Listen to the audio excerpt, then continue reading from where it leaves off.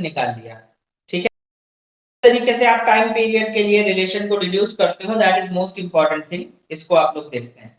इसमें आपको दिया गया था कि जो टाइम पीरियड है वो किन फैक्टर्स पे डिपेंड कर रहा है। तो आप देखोगे तो टाइम पीरियड डिपेंड कर रहा है बेटा किन किन फैक्टर्स पे। टाइम पीरियड डिपेंड कर रहा है मास ऑफ बॉडी पे, दूसरा है लेंथ ऑफ स्ट्रिंग पे, और तीसरा है एक्सेलरेशन ड्यू टू ग्रेविटी पे। जिनको फार्मूला पता था वो जानते थे कि मास, लेकिन क्योंकि दिया गया है कि उस पर डिपेंडेंसी है, अगर वो डिपेंड नहीं कर रहा होगा तो वो ऑटोमेटिकली खुद ही एडजस्ट कर लेगा, खुद ही तरीके से सेट करेगा कि रिजल्टेंट आपका जो होगा वो कितना आ जाएगा, 0 आ जाएगा। तो यहाँ पर बेटा ये इतना पार्ट आपको, ठीक है। अब चलिए 8 स्टूडेंट्स हैं, जल्दी जल्दी हम लोग अटेंडेंस ले लेते हैं बेटा। श्रुति,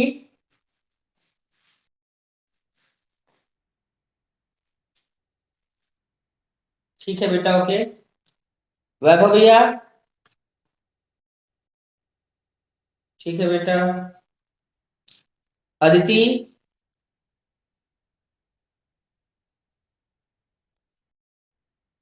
ठीक है बेटा, ओके। नवाज,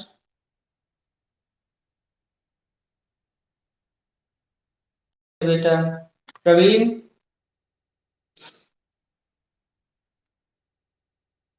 ठीक है बेटा, ओके। अंशिका, ठीक है बेटा। प्रेरणा,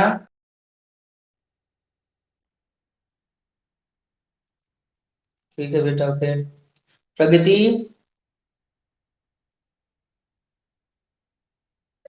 ठीक है बेटा। चलिए ठीक है। देखिए बेटा सभी लोग, ये क्वेश्चन रहा, अब इसी के कुछ क्वेश्चन हम और पिक करेंगे, मतलब हमसे नहीं करेंगे। अब इसी के बेसिस पे बेटा हम सेम फ्रीक्वेंसी निकालते हैं। तो जिन बच्चों को पता है जो होता है वो रेसिप्रोकल ऑफ टाइम पीरियड होता है, फ्रीक्वेंसी जो होता है that is reciprocal of time period, वो आसानी से निकाल लेंगे, लेकिन थोड़ा टाइम उस पे देंगे। चलिए बस यहाँ पर टाइम पीरियड की जगह पे फ्रीक्वेंसी हमने ले ली। क्या ले लिया? फ्रीक्वेंसी।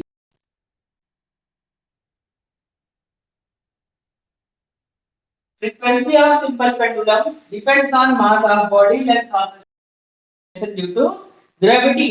और अब की बार किसका फार्मूला डिराइव करना है, तो बस यहाँ पर बेटा कर दो, ठीक है। बाकी सारी चीजें यहाँ से बदलेंगे थोड़ा सा, बाकी सारी चीजें बिल्कुल सेम रहेंगी। तो देखो पहला relation, frequency is directly proportional to m raised to power a, n raised to power b and g raised to power, frequency directly proportional to m raised to power a, n raised to power b and g raised to power c। और फिर f का जो dimension होगा t inverse कैसे, क्योंकि frequency equals to होता है बेटा 1 upon time period, frequency equals to होता है 1 टाइम पीरियड। तो 1 अपॉन टाइम पीरियड जब ऊपर जाएगा बेटा तो ये t इनवर्स हो जाएगा, तो फ्रीक्वेंसी की डायमेंशन कितना मिलेगी, t-1। तो उसकी यूनिट भी जो होती है बेटा वो हर्ट्ज होती है। हर्ट्ज का मतलब क्या रहा, t-1 ना, सेकंड इनवर्स होता है तो t-1, तो बेटा यही। अब यहां पर डायमेंशनलिस्ट को रखोगे तो फिर से कंपेयर करिए, compare powers a equals to 0 equals to 0 and minus 2c equals to -1। तो c equals to मिल गया। इसके पहले वाले पार्ट में c -1/2 था, यहाँ पर c आपका जो होगा वो 1/2 हो जाएगा। c जो होगा वो क्या होगा आपका 1/2 हो जाएगा। तो यहाँ पर देखिए जब यहाँ से b की वैल्यू आप निकालोगे तो b इक्वल्स टू इधर जाएगा -1/2। बस अब सीधे सीधे क्या करना है, इन वैल्यूज को इसमें पुट करना है। तो frequency equals to k m raised to power 0 n raised -1/2 and g raised to power 1/2। बेटा माइनस वाली पावर को नीचे लेकर के आ जाओ, m की पावर 0 है तो वो तो पूरी तरीके से रिमूव हो जाएगा। तो यहाँ पर g raised to power 1/2 upon l raised to power 1/2 k under root L G upon N हो गया। फ्रीक्वेंसी क्या हो गया? Under root G upon N. अगर आपको पता है k इक्वल्स टू 2 पाई, तब तो रख दो, नहीं पता तो इतने पे ड्रॉप करो, बताओ this is the final relation. तो f equals to pi under root G by L, under root G by L. बेटा ये फ्रीक्वेंसी का फार्मूला हो गया, जल्दी से इसे नोट करिए बेटा।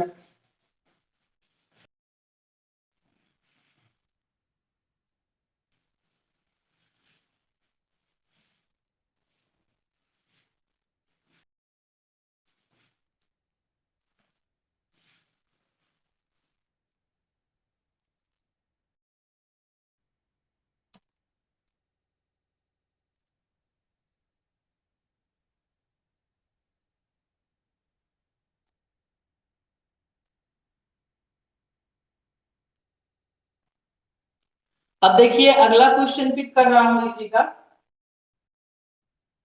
चीजों को कैसे पिक करेंगे? A body of mass m hung at the end of spring executes SHM. Prove that relation T equals to 2 pi m by k is incorrect, where k is force constant of spring. Also derive the correct relation को derive करना है हमें। तो चलिए देखते हैं। सबसे पहले रिलेशन देखिए बेटा क्या है, इसको रब करना बेटा। चलिए आपको एक रिलेशन दिया गया, तो पहले कहा गया कि वो रिलेशन सही है या नहीं। अगर नहीं सही है तो सही रिलेशन निकालिए। तो पहले तो ये जानेंगे कि वो रिलेशन सही है कि नहीं। तो रिलेशन दिया है t equals to 2 pi m by k, 2 pi m by k। Relation है t equals to 2 pi m by k। इसको जो है बताइए ये सही है या नहीं, ये रिलेशन सही है या नहीं। तो बेटा रिलेशन करेक्ट चेक करने के लिए क्या करते हैं, दोनों साइड्स की डायमेंशन क्या होनी चाहिए, आपस में इक्वल होनी चाहिए, यही तो दोनों साइड्स की डायमेंशन देखो,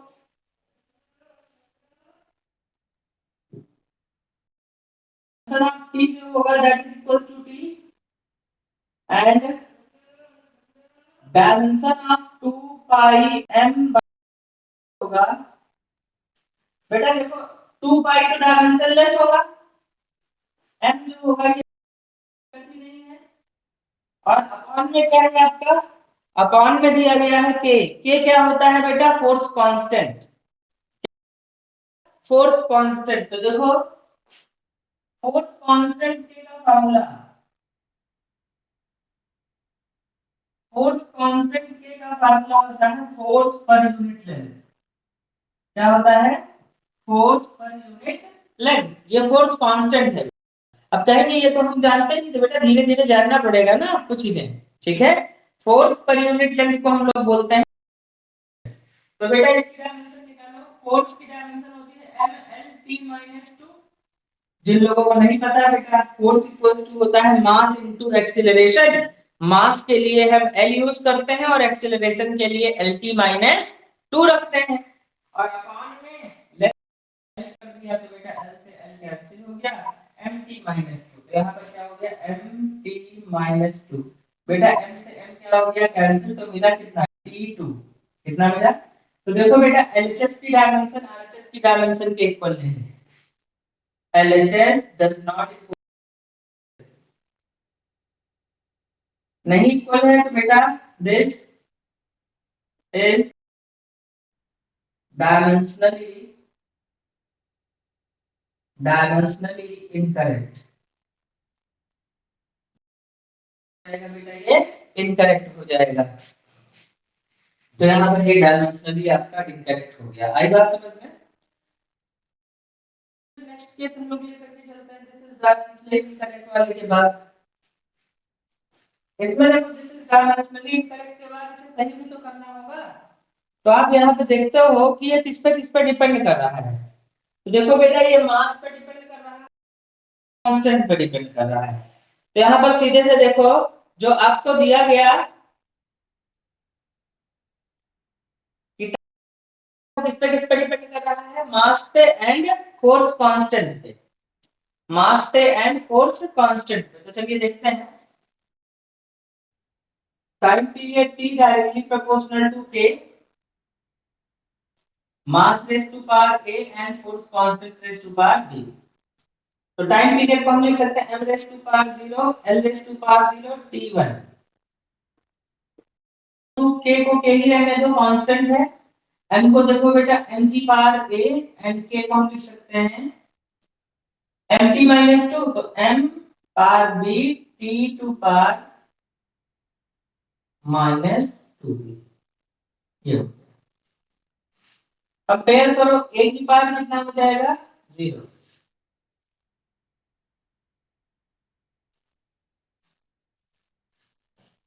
एक मिनट,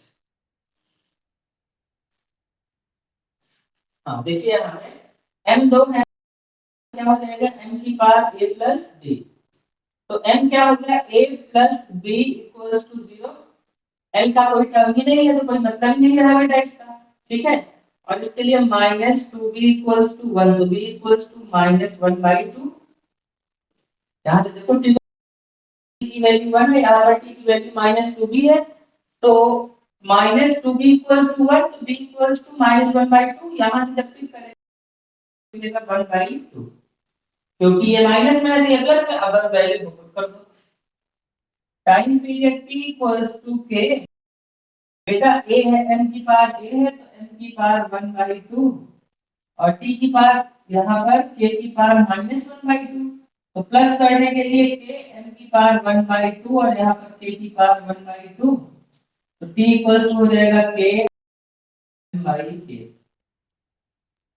ये क्या हो गया आपका टाइम पीरियड का फार्मूला। अब आप कहोगे थोड़ी देर पहले भी तो मिला था बेटा, वहां पर टाइम पीरियड वो था सिंपल पेंडुलम का, और यहाँ पर जो टाइम पीरियड है वो एसएचएम परफॉर्म करते हुए स्प्रिंग का है। किसका है? एसएचएम परफॉर्म स्प्रिंग का है। तो जल्दी से इसे नोट कर लीजिए। इसको नोट करिए तो फिर अगले पार्ट में हम लोग बेटा चलते हैं।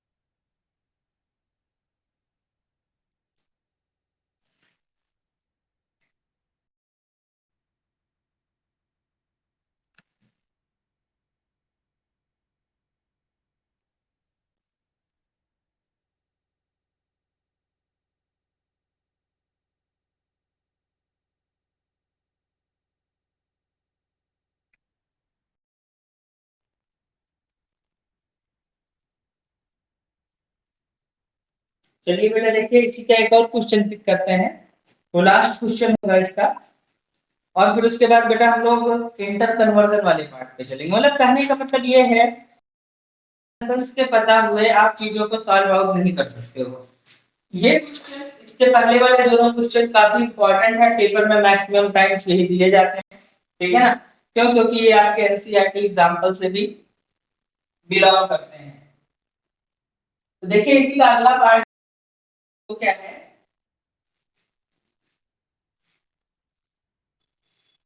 आपसे कहा गया क्वेश्चन में for viscous force, find the expression for the viscous force acting on a tiny steel ball of radius r, viscosity of liquid eta and constant speed v। Dimension analysis से आपको ये निकालना है। देखो बेटा विस्कस फोर्स मिल रहा है F, viscosity है बेटा eta, रेडियस ऑफ बॉल मिल रहा है r एंड वेलोसिटी मिल रही है v। तो कह रहे हैं फोर्स जो है उस पर डिपेंड कर रहा है r raise to power a eta raise to power b and b raise to power c। कई बार लोग सोचते हैं कि क्या अगर सीक्वेंस को हम चेंज कर दें, अगर हम इनके सीक्वेंस को चेंज कर दें तो क्या रिजल्ट बदल जाएगा? इनके सीक्वेंस को चेंज करने पर क्या रिजल्ट बदल जाएगा? नहीं बेटा, रिजल्ट बिल्कुल भी नहीं बदलेगा आपका। चलिए देखते हैं कैसे। अगर आप बीटा को सामने करोगे इसको तो बेटा बाद में वो ऑटोमेटिकली इसे लेकर के चलेगा। तो यहाँ पर देखो बेटा, जब इसको हटाओगे सबसे पहले तो एक कांस्टेंट k आएगा r raise to power a eta raise to power b and velocity raise to power c।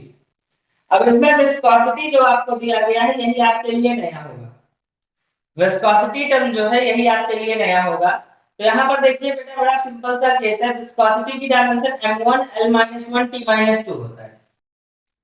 इन सभी की डायमेंशन अलग-अलग देखेंगे तो r की डायमेंशन तो बेटा l ही होगी, कोई दिक्कत ही नहीं है। विस्कोसिटी की डायमेंशन जो है वो होगी m l-1 t-1, m l-1 t-1, ये हो गई। और यहाँ पर तीसरी डायमेंशन आपको वेलोसिटी की दी गई जो कि होती है lt माइनस, अप्लाई करिए तो ये हो जाएगा m lt-2, k को k ही रहने दो, इस टू पावर a, थीटा में रखोगे m l-1 t-1 rays b and यहाँ पर lt-1 c। ठीक है, तो यहाँ पर m की पावर 1 t की पावर -2, k रखो l की power a -b plus c। तो पहले m रखो बेटा, m की पावर b मिला, m की पावर b मिला, l की power a -b plus c मिला और t की पावर b -c मिला। अब इनकी पावर्स को कंपेयर कर लो। जब आप इनकी पावर्स को कंपेयर करो, ध्यान दीजिए तो देखिए यहाँ पर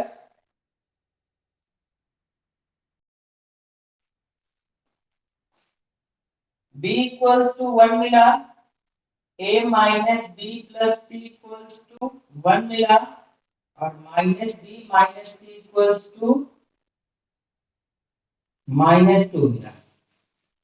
माइनस b -2 मिला, a minus b plus c equals to 1 मिला और b इक्वल्स टू 1 मिला। तो चलो देखो बेटा, यहाँ पे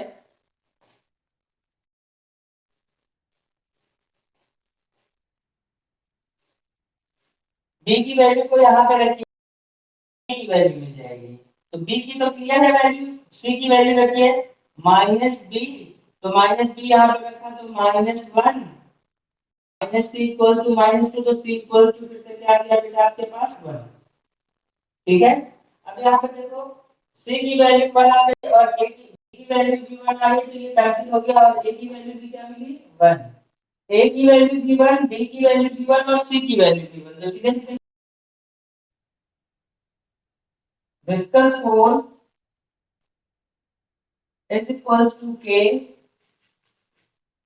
r पाई r eta b। ठीक है, अब यहाँ पर अगर आपको k की जगह पे 6 पाई दिया जाता है, k की जगह पे क्या होगा 6 पाई, तो ठीक है, तो इसको इतने पे ही छोड़ दो। विस्कस फार्मूला आपका यही होता है, विस्कस प्रैक्टिकली यही होता है। बस इतना सा आपको यहाँ पर लेकर के ड्रॉप आउट कर देना है।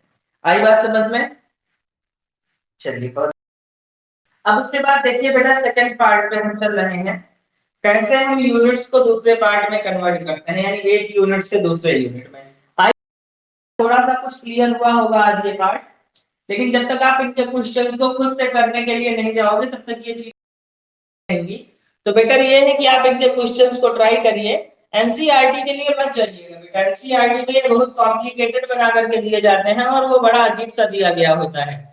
कोशिश ये करिए कि संडे के बाद जब मंडे को कोचिंग ओपन होती है तो आप एक बार ब्रांच पे विजिट करिए और ब्रांच पे विजिट करके बेटा नोट्स यहाँ से ले लीजिए, क्योंकि अगर आप एडिशनल बुक खरीदने के लिए जाते हो तो एडिशनल बुक जो होगी बेटा वो लगभग 1000-1500 रुपए की होगी मिनिमम प्राइस। ठीक है, लेकिन जब आप यहाँ पर आओगे तो फिजिक्स केमिस्ट्री बायो के तीनों के आपको कॉम्पिटिटिव के नोट्स 1000 के आसपास पूरी की पूरी। अगर सिर्फ फिजिक्स केमिस्ट्री है तो शायद 800 है या 1000 है, और अगर बायो भी है तो 1200 या 1300, तीनों के competition corner plus notes plus assignment सारी चीजें आपको यहाँ से प्रॉपर्ली मिल जाएगी। ठीक है ना, जिसमें होता क्या है कि बच्चों को ढूंढना नहीं पड़ता है कि क्या करें क्या करें। स्कूल के नोट्स भी आप उसी से बनाओ, प्रिपरेशन भी उसी से करो, और अगर आप स्कूल की नोट्स अच्छे से बना रहे हो तो there is no need to write head for the coaching classes. हम कोचिंग में नोट्स इसलिए बनवाते हैं क्योंकि हमें एक ऐसा एक्स्ट्रा चाहिए जो पेपर की टाइम में कंपटीशन की टाइम पे हमारी हेल्प कर सके। तो बस हेल्पिंग साइड नोट्स अगर आप बना रहे हो तो दैट इज वेरी, उसको अलग से बनाते हैं तो जो वो आप पे डिपेंड करेगा कि आप कैसे कहां से उसको बनाना चाह रहे हो। बाकी नोट्स के लिए फैसिलिटीज ये हैं, क्वेश्चन सॉल्व करने के लिए फैसिलिटीज ये हैं। If you are aggregated then you can solve it, you can proceed through it. चलिए देखिए अब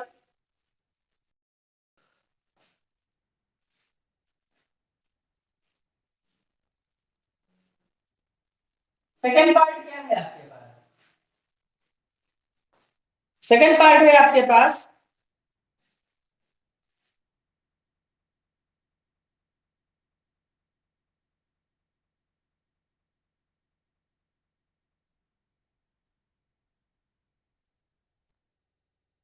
interconversion of unit from one to another system. Interconversion of unit from one to another system. अब देखिए हम अभी convert करने चल रहे हैं सीजीएस को एसआई में, नहीं एसआई को सीजीएस में। जैसे हमने कहा कि 9.8 मीटर पर सेकंड में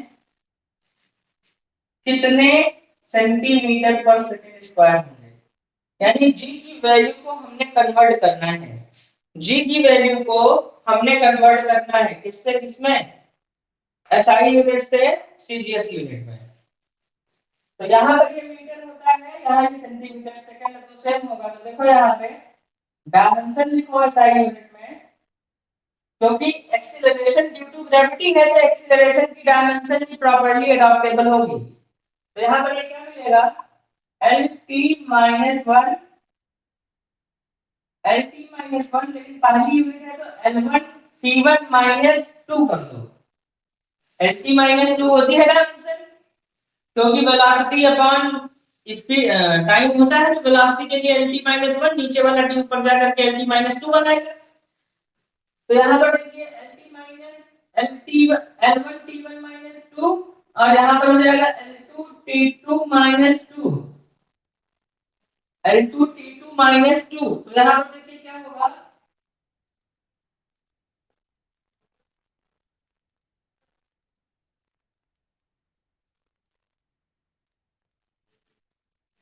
आपने लिखा N1 U1 equals to N2 U2, ठीक है ना। तो यहाँ पर N1 की वैल्यू 9.8 है, U1 की value L1 T1 minus two, N2 निकालना है, U2 की value L2 T2 minus two. तो N2 रखो तो हो जाएगा 9.8 L1 अपॉन L2, और यहाँ पर T1 अपॉन T2 पर माइनस टू।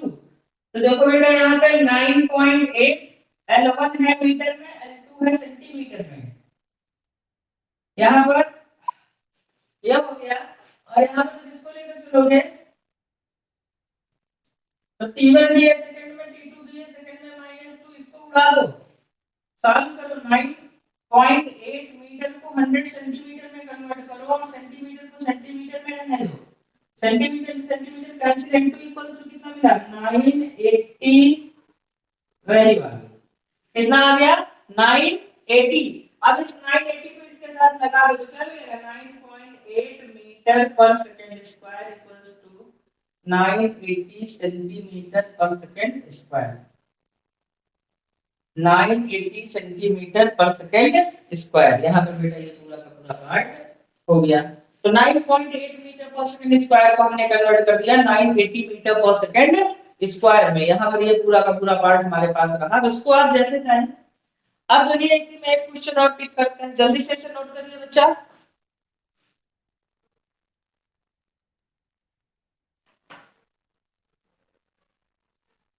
आज का क्वेश्चन काफी इजी थे क्या ये, मतलब बच्चे छोड़ करके चले गए बीच में है। वैभव है, अदिति है, प्रवीण है, अंशिका है, अंशिका कुमारी, मुस्कान श्रीवास्तव, अंशिका श्रीवास्तव, प्रगति। अरे मुस्कान श्रीवास्तव और अंशिका कुमारी बाद में आ गई है। चलिए ठीक है। देखिए बेटा यहाँ पर यह हो गया। अब चलिए हम कन्वर्ट करते हैं, किसी भी एक यूनिट को ले लो। हमने लिया आपकी बार कैपिटल जी की यूनिट को एसआई से सीजीएस में कन्वर्ट करना है। कैपिटल जी की यूनिट को जैसे यहाँ पर क्या किया था 9.8 मीटर पर सेकंड स्क्वायर को 980 सेंटीमीटर पर सेकंड स्क्वायर में कन्वर्ट कर दिया ना, ये हो गया। अब चलो कैपिटल जी की वैल्यू को कन्वर्ट करते हैं बेटा, तो आ जाए। कल इसके दो क्वेश्चन दिए थे हमने करने के लिए। एक था 1 न्यूटन को डाई में कन्वर्ट करना, जो कि आया था 10 टू पावर 5, और 1 जूल को अर्ग में कन्वर्ट करना, जो कि आया था 10 टू पावर 7 अर्ग। अब जरूरी नहीं है, हो सकता है यहाँ पर 10 कर दे तो यहाँ पर 10 टू पावर 8 हो जाएगा। अगर वो 10 कर देते हैं तो 10 टू पावर मतलब समझने के मतलब जितना दिया जाएगा उसी के अकॉर्डिंग उसमें वेरिएशन हो जाएगा ना। चलिए देखिए रख कर रहे हैं इसे। कैपिटल जी में आपको वेरिएशन चाहिए बेटा,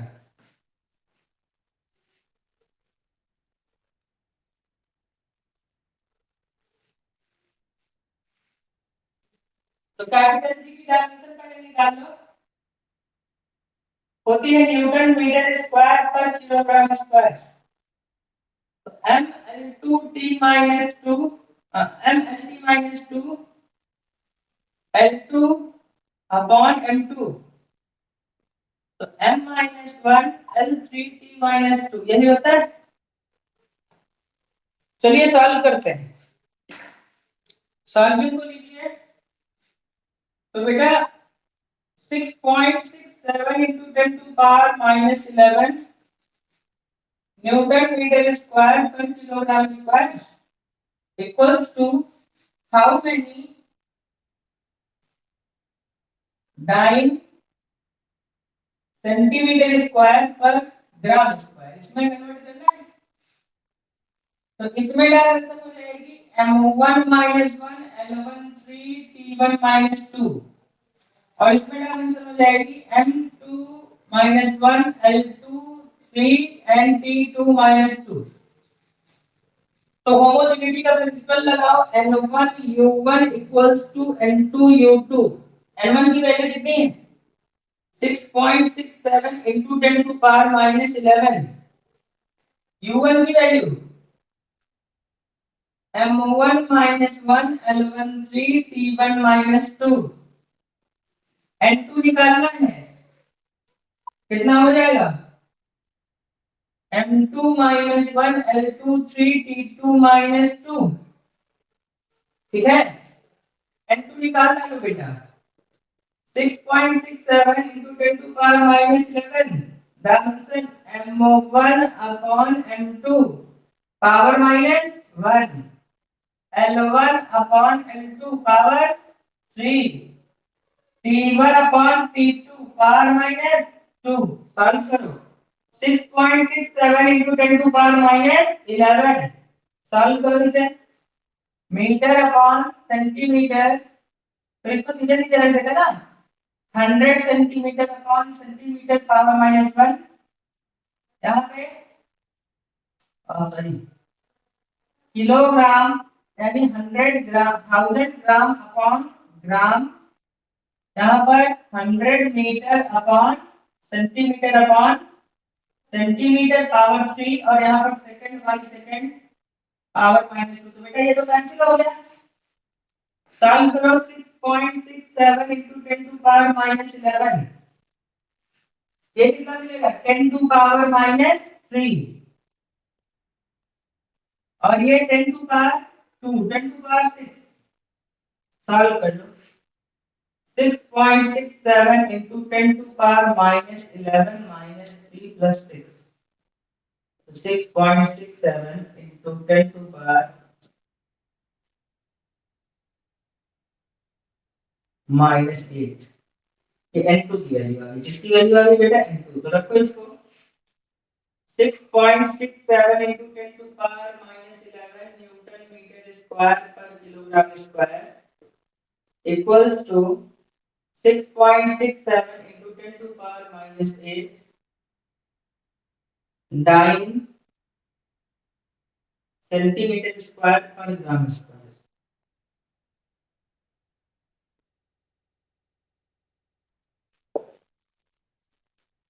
आई बात समझ में बेटा इतनी? कुछ माइंड में घुसा बेटा? चलिए, डायमेंशन निकालना टफ टास्क है बेटा, ठीक है ना? हो सकता है अभी चीजें समझ में ना आ रही हो, पहले डायमेंशन निकालना सीखो बेटा, ठीक है? जब डायमेंशन निकल गया तो एक सिस्टम में M1 L1 T1 रख दो, दूसरे सिस्टम में M2 T2 T2 रख दो, M1 M2 L2 T2 रख दो, और फिर इक्विवेलेंटली करके उन्हें बेटा सीधे सीधे सॉल्व कर दो। जैसे ही आप उन्हें सॉल्व करोगे इमीडिएट आपको आपका रिजल्ट मिल जाना होता है, ठीक है? तो जल्दी जल्दी से नोट कर लीजिए बेटा। अब इसके क्वेश्चंस आप लोगों को करने होंगे घर से, क्योंकि सफिशिएंट पार्ट मैंने बता दिया, इसमें और कोई वेरिएशन नहीं। हाँ, एक स्टैंडर्ड्स को बदल दिया जाता है बेटा, that is related to the competitive cadre ना, तो उसको मैं अलग से पिक करूंगा। अगर कल कोई एक्स्ट्रा क्लास रखूंगा तो मैं आज शाम तक या कल मॉर्निंग में इन्फॉर्म कर दूंगा आप लोगों को, ठीक है ना? होगा तो सेकंड हाफ में ही होगा, ठीक है ना? तो कॉम्पिटिटिव कॉर्नर का क्वेश्चन, बाकी आपकी बुक से रिलेटेड जो कुछ भी पॉसिबल था सब बता दिया। अब अगला पार्ट जो हम पिक करेंगे, थोड़ा सा इंट्रो दे दे रहा हूं विद इन 2 मिनट्स। एरर के बारे में, 3 तरीके के एरर होते हैं। पहला एरर होता है एब्सोल्यूट एरर, दूसरा होता है रिलेटिव एरर, और तीसरा होता है परसेंटेज एरर। एब्सोल्यूट एरर का मतलब हमने कहा कि इस मार्कर की लेंथ में कितना एरर हो सकता है, इस मार्कर की लेंथ में कितना एरर हो सकता है, how much error is possible in the length of the marker. तो गिवन लेंथ में जो एरर होती है that is known as absolute error. जैसे हमने कहा इसमें +-3 का एरर हो सकता है, ठीक है? और इसकी लेंथ 5 यूनिट है, तो एब्सोल्यूट का मतलब गिवन लेंथ में कितना एरर होगा। रिलेटिव एरर का मतलब यूनिट लेंथ में, यानी 5 यूनिट इसकी लेंथ थी, 5 यूनिट में 3 का एरर आया तो 1 यूनिट में कितना आएगा, 3/5 का आ जाएगा ना। तो गिवन लेंथ में जो टोटल एरर होगी that is absolute error. Unit के लिए जो एरर होगी that is known as relative error, और 100 यूनिट के लिए जो एरर होगी that is known as percentage error. कल से इस पे वर्क करना स्टार्ट करेंगे बेटा। क्या फिजिक्स में जो डायमेंशन का पार्ट पढ़ा ये चीजें समझ में आई? जो बच्चे सारी क्लास लिए हैं उन्हें पूरा समझ में आया होगा, जो कुछ क्लासेस लीव करके लिए हैं ऑब्वियसली उन्हें भी चीजें क्लियर हुई होंगी, ठीक है ना बेटा? स्टार्टिंग यहीं से है। देखो ये पहला चैप्टर जो है ये थोड़ा सा बोरिंग है, रीजन क्योंकि इसमें कुछ ऐसा नहीं है जो डेली लाइफ प्रैक्टिकल लाइफ से रिलेट करे। अभी जब फोर्थ स्टार्ट होगा देखना कितना इंटरेस्टिंग चैप्टर होगा, हर चीज का प्रैक्टिकल। डेली जो कर रहे हो वही पढ़ोगे, कि आप एक बाइक चला रहे हो, मोड़ पे आपने बाइक को टर्न लिया, कितने एंगल पे झुकाओगे, स्पीड जितनी ज्यादा होगी झुकाना उतना ज्यादा पड़ेगा, स्पीड जितनी कम होगी उतना कम झुका। तो सारी चीजों को इस तरीके से आपको देखना है बस, और कुछ भी नहीं, ठीक है ना? तो चलिए बच्चों हम लोग इसको जो है आज यहीं पे कंक्लूड करते हैं, नेक्स्ट क्लास में हम लोग फिर से मिलेंगे, ठीक है? थैंक यू बच्चों, thank you class, stay safe at the home.